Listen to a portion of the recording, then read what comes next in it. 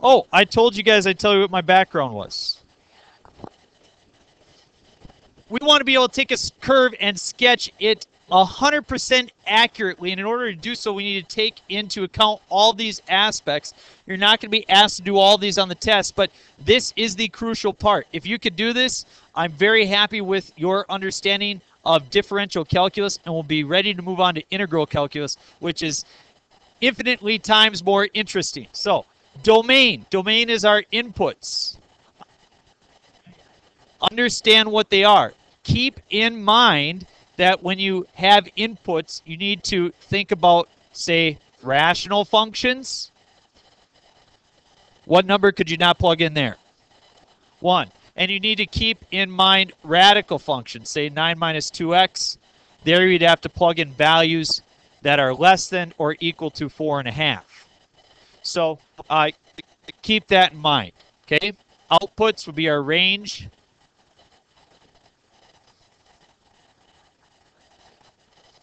Oh.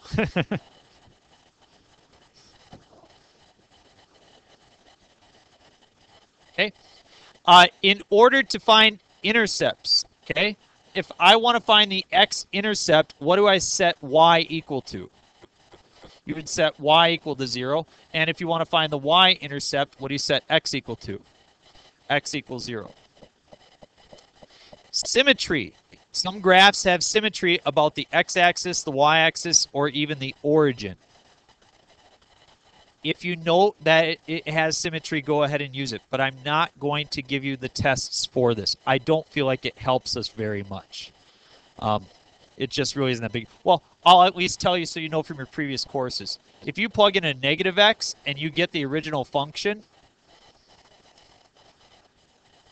that means it's symmetrical about the y-axis.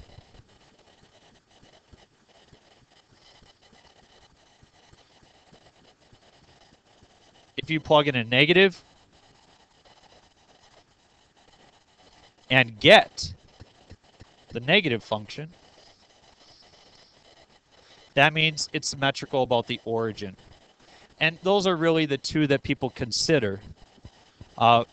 Symmetrical about the x-axis, well, that wouldn't really be a function. That would be a function in terms of y instead of x. So those are really two that people think about. We're not going to focus a lot about that.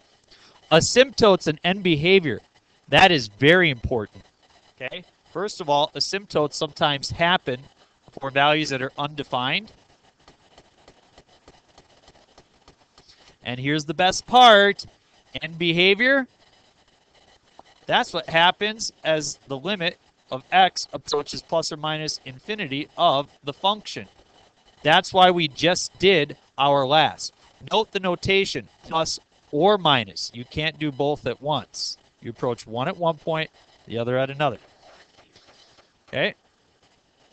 Intervals of increasing and decreasing. This is from a week ago. Do you remember what we know about intervals where it's increasing or decreasing? Hint, it has to do with the derivative. F prime of x will be greater than 0 for increasing, and f prime of x would be less than 0 for decreasing. Do you remember what the derivative is equal to at local maxes and local mins? F prime of x is equal to 0.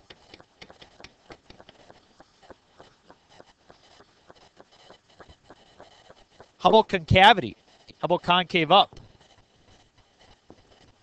F double prime of x is going to be greater than 0. Concave down is if f double prime of x is less than 0. And what do I have if f double prime of x is equal to 0? Inflection.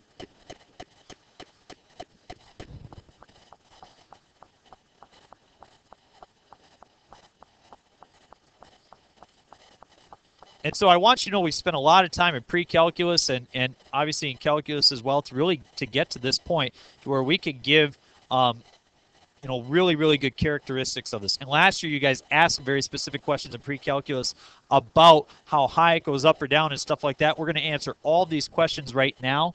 And this is what it will look like on your test. And this is how I would organize your work as well. Intervals of increasing, decreasing, concave up, concave down, these very specific points, and then asymptotes, horizontal, vertical, intercepts, so on and so forth. Okay, let's start with the very basic. Okay, let's start with our very original function. What is the y-intercept? 0. If you plug in 0 for x, you get a value of 0. If you can find the x-intercepts, find them. If you can't, don't. For some of these we can, for some of them we can't. Let's see if we can find the x-intercepts. 0 equals x to the third minus 2x squared minus 3x. Let's solve. Take out an x.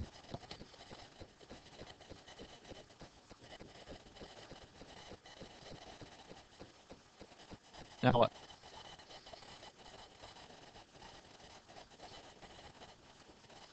Yep, x minus 3, x plus 1. So I have x-intercepts of 0, or negative 3, 0, and, whoop, I'm sorry. Negative 1, 0, and positive 3. Those are my x-intercepts.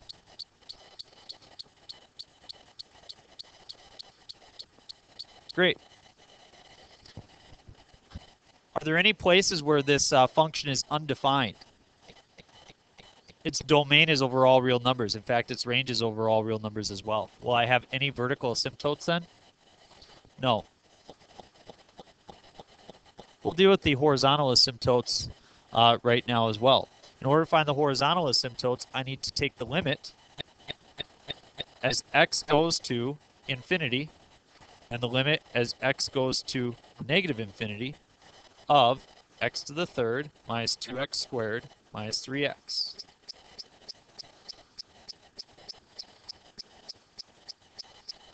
Well, if you plug it in, you get infinity, minus infinity, which would be like negative infinity. Can you really do that?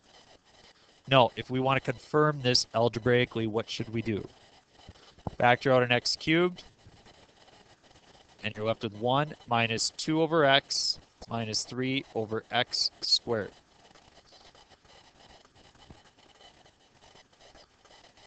What happens to everything on the inside? Goes to 0 except for the 1. To get 1 times x to the third.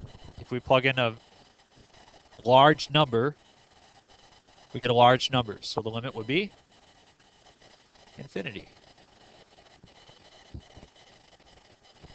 Let's now approach negative infinity. We'll do the same thing. What if you plug in a very large negative number to x cubed?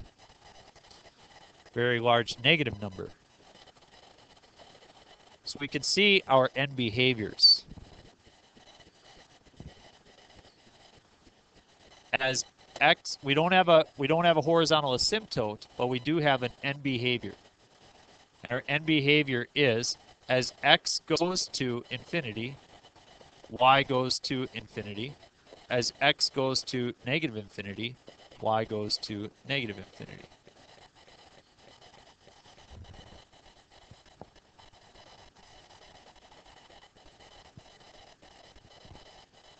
In fact, and then we'll leave this part alone. We'll get back to the calculus part, the differential calculus part.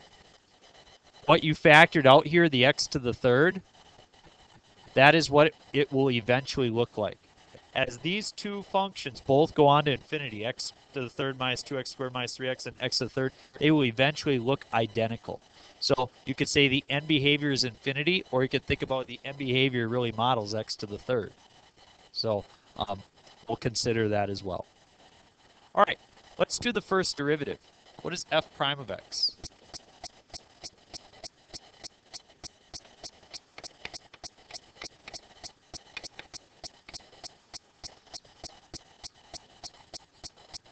What should I do with that? Is that equal to 0? Is that a factor? I don't believe so. Please take out your calculator, quadratic formula.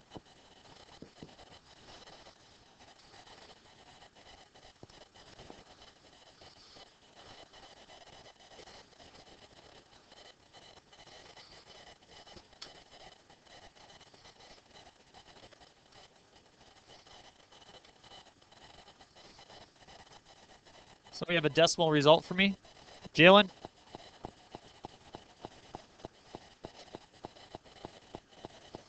Okay.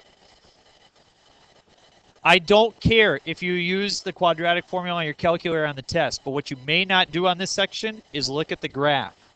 Okay, this has to be totally on your own without looking at the graph. You can look at your table, you can punch in numbers, but you may not look at the graph. Okay, we'll look at the graph at the very end to confirm we're correct. So I have this for my x values. Okay, now first I'm going to do the second derivative, and then we'll go back to what we did the other day. What's the second derivative?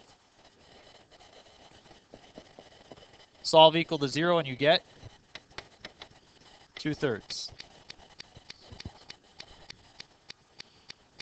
Okay.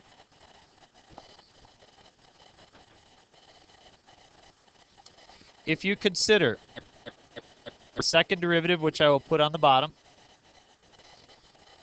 as I make my chart here, we have X-intercepts at 3, 0, negative 1. I'm going to plot 1, 2, 3. 1, 2, 3. It looks like 2/3 is a very important spot. That's where it changes what? Concavity. And I have what point at 2/3? Inflection.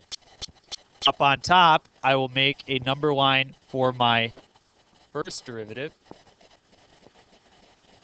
And we said we have some interesting points there, 1.87 and negative 0.54.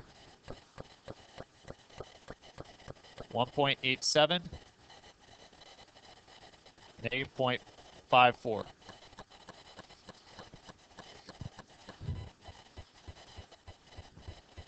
This is what we did not do last time, and you have to do it this time because you're not going to be allowed to look at the graph. Some of you guys already know the nature of this graph, you know, approximately what it looks like. We need to confirm by interval testing. Okay? So, pick a number to this side of negative 0.54. Negative 1. We plug it into our first derivative. Negative 1 squared is 1 times 3 is 3. Minus negative 4 would be positive 7. Minus 3 is 4. Is that positive or negative? It's positive. So the first derivative is positive in that interval. What number between negative 0.54 and 1.87? How about 0? If we plug in 0, what value do you get? Negative 3, that's negative. The first derivative is negative. What does it mean if the first derivative is positive? It's increasing. If the first derivative is negative, then it's decreasing. What value can we plug in over here? 2. Let's plug it into the first derivative to determine whether it's going up or down. 2 squared is 4 times 3 is 12. Minus 8 is 4. Minus 3 is 1. That's positive. First derivative is positive. So it's on its way up, on its way down, on its way up. We had a general idea from the beginning, right? Well, now you've just confirmed it, okay? So, excellent. If I change from positive to negative, what number must I cross over? 0. And if I change from negative to positive, what number must I cross over? So you must have a local max or a local min at these spots. We've confirmed that as well. Let's look at the second derivative as well so we could get an idea here. What's a number to this side you could plug in? 0. Plug in 0 to the second derivative. 6 times 0 minus 4. That's negative, so I am concave down. A number to the right, 1. 6 times 1 is 6, minus 4 is 2. That is positive, so I am concave up. This little diagram now tells me basically everything I need to know about the shape and behavior. All I need to know now is where I put the points. Let's fill this out. Intervals of increasing. Is that the top or the bottom? Top. Give me an interval where I'm increasing. Good. What else? To infinity. Good. Where am I decreasing?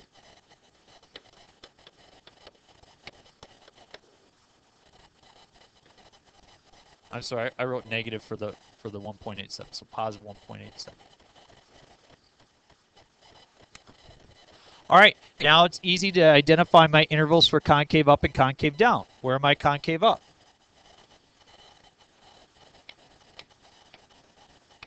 Concave down.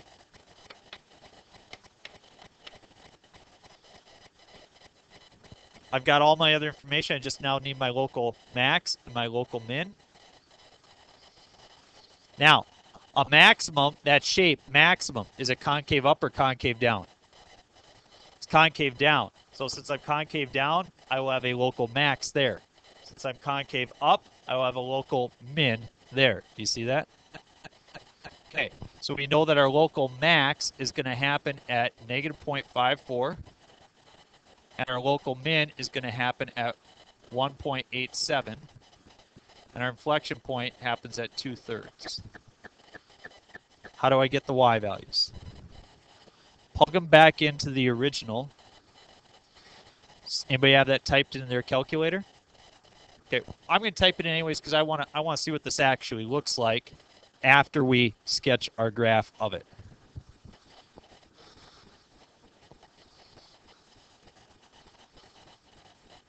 Whoop.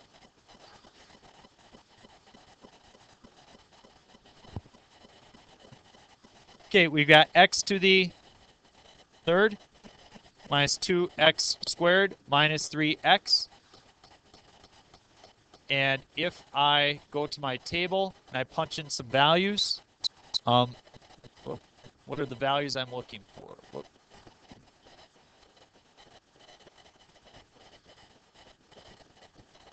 Okay, negative 0.54. So I got 0.879. You guys read them off to me now so that we can do this quickly. So I've got what, 0.879? Okay. And if I plug in 1.87, you get negative 6.1. If you plug in 0.66, you get negative 2.6. So as I look at my y values, if I make a graph that goes up or down by a factor of 10, that will be more than sufficient. 5, 10, negative 5, negative 10. I'm going to plot my intercepts. I'm going to plot my local maxes and mins and inflection points. Negative 1, 0, 3, negative 0.54, 0.87, 1.87, negative 6.1.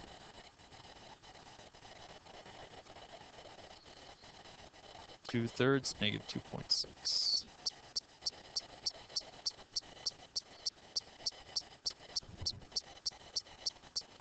My end behavior says that I travel towards negative infinity over on this side and positive infinity on the other side.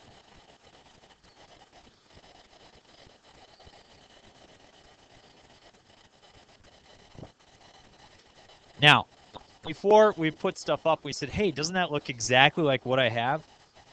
If we actually go to our window and we type in the same type of window, it looks like I'm about a negative 4 by a positive 4. And it looks like I'm, 10 by 10. And now I hit graph. Doesn't that look exactly like what I have?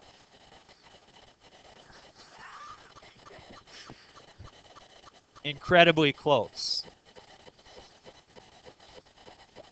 Now, realize before they had calculators, this is the process they had to do every single time if they wanted to know the true nature and shape of a graph. So it's only been it's only been in the past so many years they've been able to go about this other process. So I know that it looks like a lot of work, But this is the heart of a differential calculus that we want to be able to extend towards.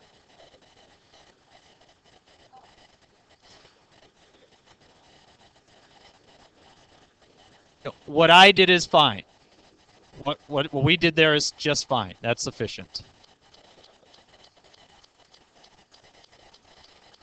You don't have to put a tick mark for every one, but you do need to have 0.8, 8 or something like that. I mean, you need to find a decimal. Okay, flip it over. Flip it over.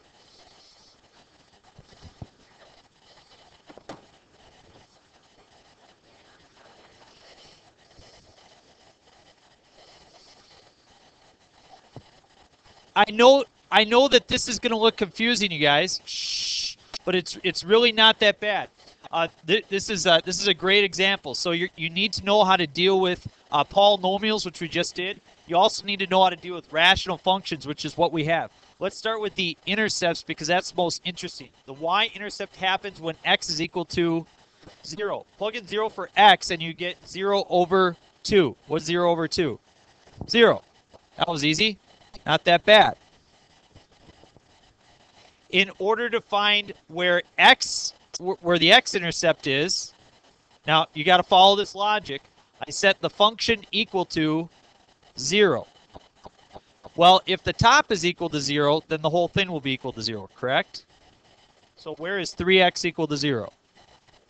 0. So we've identified that it passes through the origin. That's first and foremost most interesting to us. So we've taken care of that, okay? Now, as far as intervals of increasing, decreasing, concavity, points, asymptotes, that's what we need to take care of. Do you see any domain restrictions here? -2. You're going to have a vertical asymptote at x equals -2. We might have a horizontal asymptote. We should consider the end behavior. Does anybody see what the end behavior is going to be?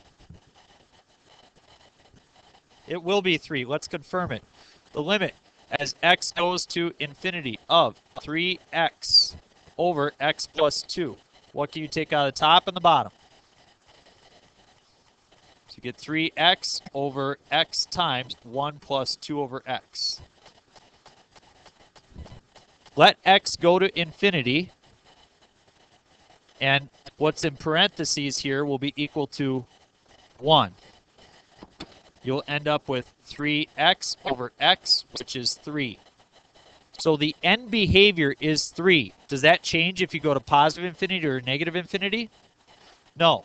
So as x goes to infinity, y goes to 3. As x goes to negative infinity, y goes to 3.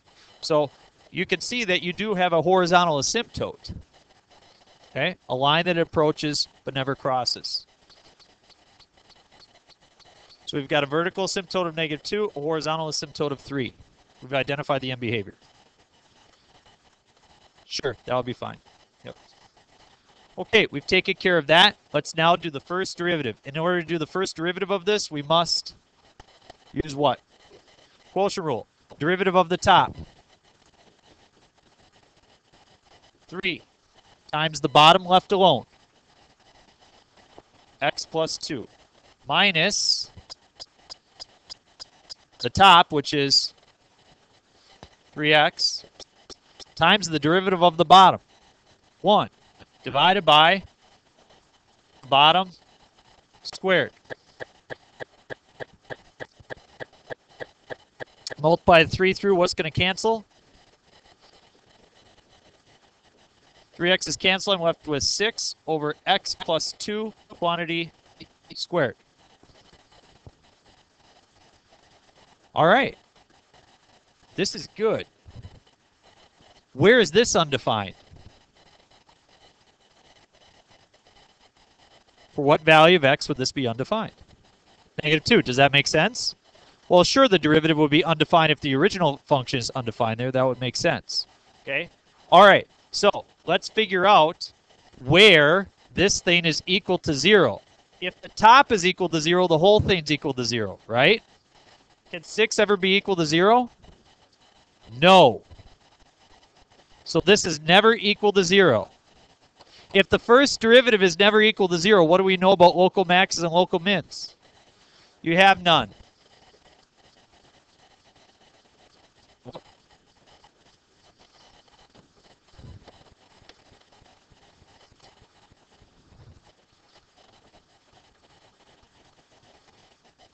If it's never, okay, never equal to 0, I don't have a local max or local min. I do have another critical point, though. I do have a spot where I have a critical point. Remember, it's wherever the derivative is equal to 0 or wherever the derivative is undefined. Where's the derivative undefined?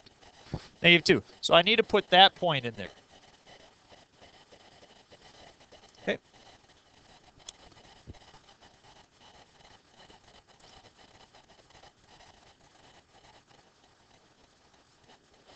Let's check that derivative, okay? Let's check that derivative of -2. Let's plug in a number to that side of -2. -3. What's -3 plus 2? -1 squared. 1. 6 divided by 1. It's positive. So therefore the function is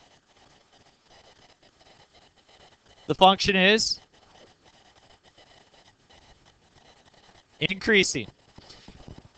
Let's plug in 0, okay? No, positive means that it's above the x-axis. If we state that the function is positive, that would mean that it means it would be above the x-axis.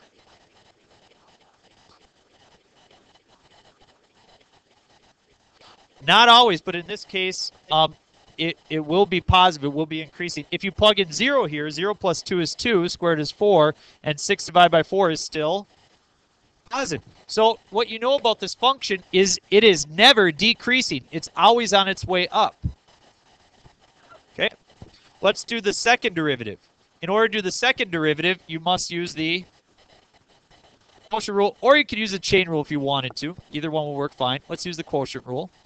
What's the derivative of the top? 0 times the bottom will give me 0. Doesn't that work out nice? Minus 6 times the derivative of the bottom, I need to use the chain rule.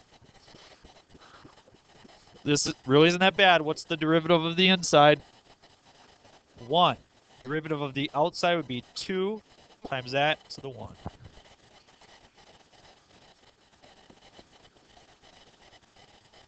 That really wasn't that bad. And I will tell you guys that you took the chain rule and applied it a lot quicker and a lot easier than it happened last year. So our work has paid off.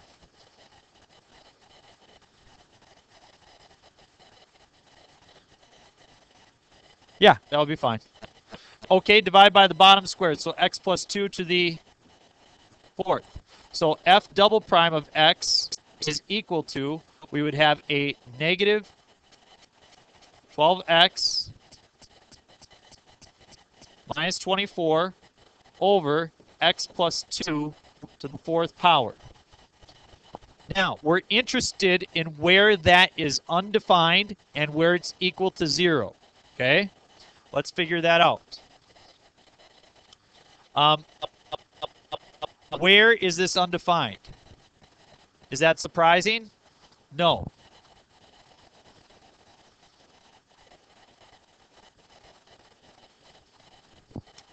If we set the top equal to 0, negative 12x minus 24 equal to 0, what would x be? Negative 2. Negative 2. So the top is equal to 0, same place as the bottom is equal to 0. So we still only have one important part, and that is negative 2. In fact, you guys, this simplifies. What common factor can you take out of the top? If I take out a negative 12, I'll be left with x plus 2 over x plus 2 to the 4th. What cancels? There you go. This is the last thing we need to do, which is to test both sides. What is a point to the left of negative 2 you'd like to test? Negative 3. Negative 3 plus 2 is? Negative 1 cubed is, and negative 12 divided by negative 1, positive. So that tells me I am concave up. What's a point to the left, right of negative 2? 0. 0 plus 2 is 2 to the third is 8. I end up with a negative result. That tells me I'm concave down.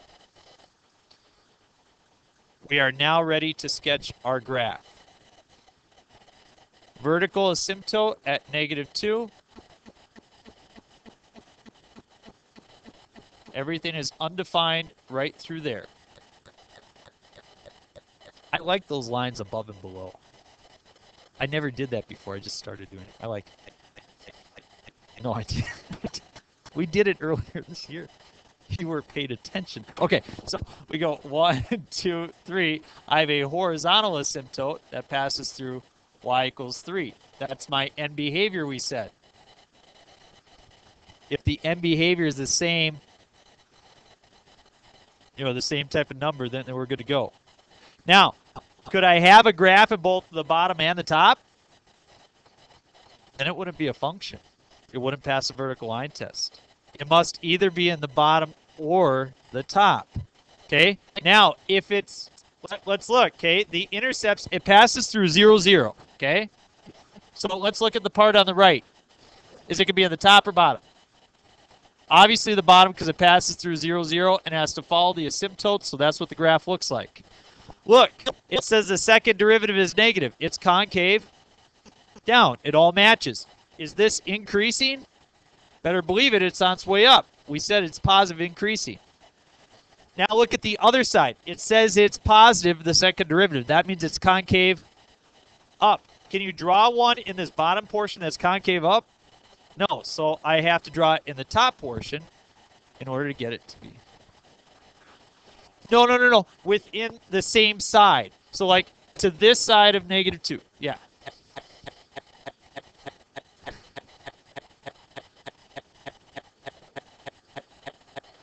And that's perfect.